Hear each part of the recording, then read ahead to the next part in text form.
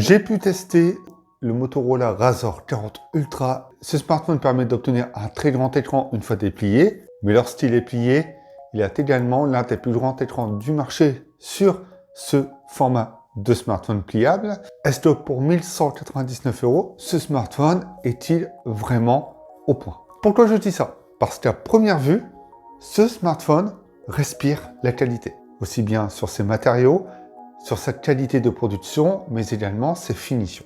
Et on voit très bien que ce grand écran est très interactif et attire l'œil. Il est très élégant, une fois fermé, il n'y a aucun écart qui permettrait par exemple de faire entrer de la poussière sur l'écran, ce qui est une vraie plaie à longueur de journée de nettoyer. Par contre, il y a deux petites choses à noter. La première est qu'on peut maintenir l'écran sur 90 degrés. D'ailleurs, lorsqu'il est complètement ouvert, on a l'impression que les deux parties sont attirées par un aimant, tellement ça se ferme très rapidement, mais le smartphone ne peut pas se tenir sur 180 degrés par exemple. Vous me direz que c'est une chose qui ne sert à rien, je suis d'accord, puisqu'on ne voit pas l'écran. Mais il a tendance donc à se mettre en veille très rapidement lorsqu'il est à peine fermé à partir de 160-170 degrés.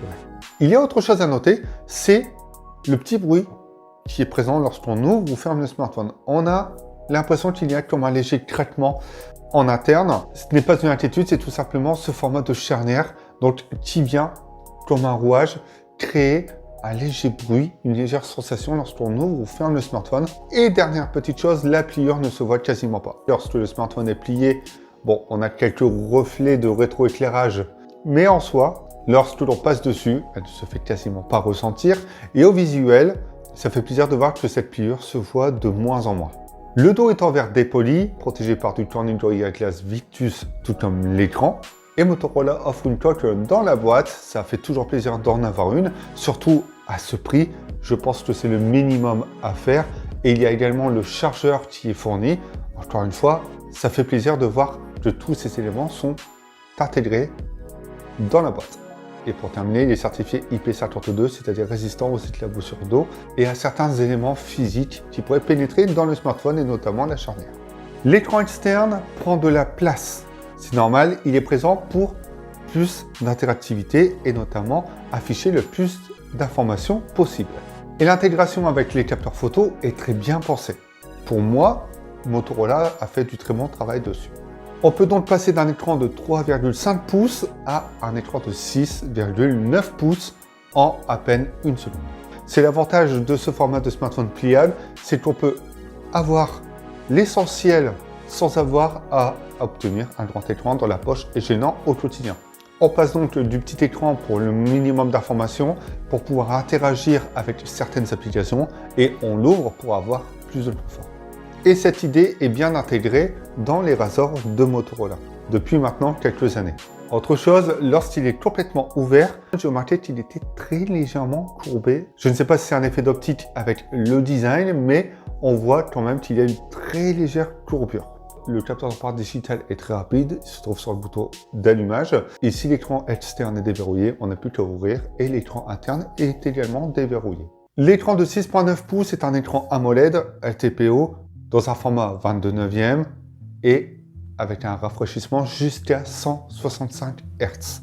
Pour être plus précis, on peut passer de 1 Hz à 165 Hz dans le mode automatique, ce qui permettra d'optimiser l'affichage pour éviter de consommer trop de batterie. C'est un plaisir de visionner, de consommer du contenu dessus, que ce soit réseaux sociaux, jouer à des jeux, regarder une vidéo ou une série. Enfin bref, ce smartphone est vraiment top, sachant que la pliure, encore une fois, ne vient pas trop gêner l'expérience visuelle. Cet écran est très lumineux, 1400 nits, pour permettre à celui-ci d'être lisible en plein soleil. Le format 22/9 peut gêner pour certaines vidéos ou certaines séries ou films. Je l'admets, il y a souvent les petites bordes noires qui viennent se mettre sur le côté si c'est du 16/9. Et une fois qu'on zoome dans la vidéo, eh bien, le crop rogne certaines zones et on perd du visuel selon certains formats. L'écran externe est très lumineux et est également très interactif. C'est le centre même d'idée d'origine de ce type de smartphone. Interagir sans avoir à complètement l'ouvrir et pouvoir se désintoxiquer du grand écran pour ne garder que l'essentiel au quotidien. On peut mettre jusqu'à 6 widgets, c'est-à-dire qu'on peut choisir 6 éléments d'information visibles sur cet écran. Ces éléments peuvent être personnalisés On a un budget de jeu qui permet de jouer à des jeux optimisés pour ce petit écran par exemple, ou même y mettre des applications. Ce panel est limité, c'est un peu dommage, tout comme la personnalisation, on peut choisir plusieurs fonds d'écran, des fonds d'écran adaptés. On peut également choisir plusieurs horloges pour l'écran de veille, mais également pour l'écran d'accueil. Donc c'est personnalisable, mais je pense que plus de propositions auraient été intéressantes de la part de Motorola. On peut aussi lancer n'importe quelle application depuis ce petit écran. Vous pouvez malheureusement choisir 6 au maximum sur le budget. Il n'y a pas de possibilité d'étendre. Si par exemple vous lancez YouTube, vous pouvez regarder la vidéo, peut-être lancer en plus grand format et ouvrir le smartphone pour récupérer la vidéo. Alors parfois ça fonctionne de suite, parfois les zones tactiles ne sont pas adaptées, c'est-à-dire que lorsque vous appuyez sur le petit carré en bas de la vidéo YouTube pour agrandir la vidéo, ou même lorsque vous jouez à un jeu qui n'est pas forcément adapté, et bien comme Asphalt 9, vous serez obligé d'ouvrir l'écran et à partir de là, si vous l'ouvrez, l'application, lorsqu'elle n'est pas adaptée, et bien la définition de celle-ci, comme ce jeu par exemple, on voit que visuellement, c'est pas adapté du tout. Donc, on peut utiliser une application ou refermer le smartphone et ça nous propose de continuer à l'utiliser sur le petit écran externe si l'autorisation a été activée. C'est bien de faire une recherche sur le web, on peut aller sur Instagram, même si on n'a pas les photos dans le format complet, eh bien, on peut aller voir certaines stories, etc. Mais par contre, les stories, on ne peut pas naviguer de story à une autre, mais on peut slider pour voir la story d'une autre personne, par exemple. Il y a encore une optimisation qui est à faire derrière. Ça reste intéressant, ça reste déjà très interactif comparé à d'autres smartphones sur le marché, mais il y a encore quelques petits éléments qui viennent gêner l'expérience et c'est vraiment dommage. Mais j'ai pu aller sur YouTube, j'ai pu aller sur Twitter, du moins X, j'ai pu aller également sur Google, j'ai pu aller sur Instagram, TikTok, etc. Et je n'ai eu aucun problème pour naviguer. Enfin, c'est vraiment sympa de pouvoir faire tout ça pour voir juste l'essentiel, ce qui se passe un petit peu sur les applications, plutôt que de l'ouvrir à chaque fois pour voir ce qui se passe. C'est pareil pour répondre à un message, par exemple, le clavier est assez spacieux pour que l'on puisse taper facilement dessus et ne pas faire d'erreur de frappe. On a également ce système de retour photo avec un petit écran qui reprend la base de smiley pour vous dire de sourire, etc. C'est plutôt sympa dans l'animation. On peut également secouer le smartphone pour prendre des photos avec les caméras de devant, ce qui permet d'avoir une meilleure qualité que la caméra selfie. On peut aussi s'en servir comme trépied photo ou vidéo, notamment pour les réseaux sociaux. Enfin, il y a toujours cette base de créativité qui est présente sur les smartphones pliables de ce format et qui permettent quand même d'être hyper créatifs et d'avoir des gestuels ou même des options pratiques. Cet écran a une très bonne définition, Full HD. Par contre, ce qui manque, voilà, c'est quelques optimisations logicielles et notamment sur les interactions tactiles avec les applications du moins les plus importantes. Et je pense que là, Motorola aura un smartphone qui sera totalement au point sur ce petit écran externe et qui permettra de faire énormément de choses.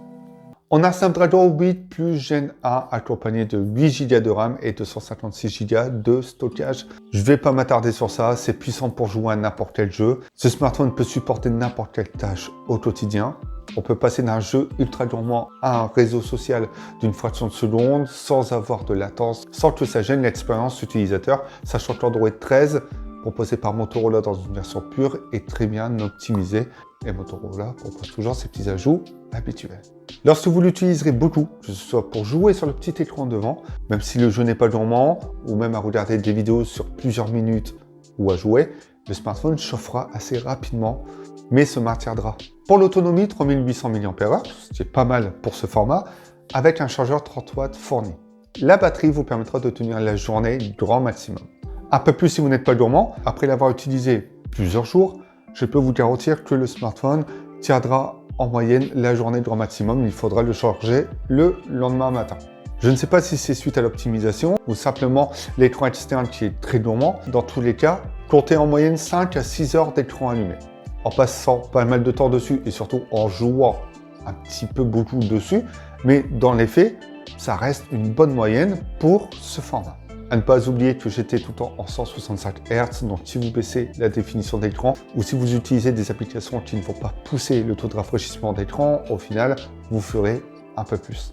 On a un capteur photo de 12 mégapixels grand angle et 13 mégapixels ultra grand angle. Troisième capteur photo, et non sur l'avant, c'est le capteur selfie de 32 mégapixels. J'ai trouvé la partie photo bonne sans être exceptionnelle. Si on le compare à d'autres smartphones du marché, il aura tendance à saturer un petit peu, mais également à trop contraster et avoir une balance des blancs un peu perfectible. Même le mode HDR a parfois du mal à récupérer énormément d'éléments en arrière-plan. Le ciel, par exemple, peut avoir tendance à être très bleu comme à être un peu plus voilé, notamment sur les selfies. Les deux capteurs auront la plupart du temps une cohérence totalement différente. L'ultra grand angle peut avoir un rendu terne comme plus lumineux selon les conditions ou même l'endroit de l'exposition. Si vous prenez la même photo à quelques mètres, vous verrez déjà une différence. Pour faire simple, les conditions de lumière auront un très grand impact sur la prise de photo. Et c'est dommage que Motorola n'ait pas pu se miser sur cette partie. Parce que le rendu en général est très bon, vous prendrez de très bonnes photos, elles seront réussies, mais il manque cette gestion de piqué et de contraste. Par contre, la vidéo 4K 30 fps est très bien stabilisée et c'est un très bon point. Pour résumer un peu ce qui se passe sur la photo, c'est que parfois c'est trop flatteur et parfois pas assez. On n'a pas ce juste milieu. De nuit, il s'en sort très bien, mais reste un peu perfectible. Surtout si on tremble un petit peu en prenant la photo, ou même s'il n'y a pas trop de lumière. La zone illuminée sera bien mise en avant, par contre, ce qui est en arrière-plan, eh bien, le capteur ne va pas aller chercher plus d'éléments que ça. Je trouve que ce Motorola Razr 40 Ultra, tout comme les autres smartphones de cette catégorie, sont très pratiques au quotidien. On a une capacité qui permet d'avoir un confort d'utilisation, tout ça dans la poche et sans gêner. C'est un format qui me plaît et qui permet aujourd'hui d'obtenir le maximum d'informations dont on a besoin. Prendre un appel, répondre aux SMS, naviguer sur le web, regarder une vidéo, aller sur les réseaux sociaux. On peut jouer également. Enfin bref, on peut interagir de plusieurs façons différentes avec cet écran et Motorola réussit sur ce point. Pour 1199 €, ce Razr 40 Ultra est très interactif et propose tout simplement ce que l'on attend d'un smartphone pliable compact. Mais pour le prix, ça ne fait pas tout.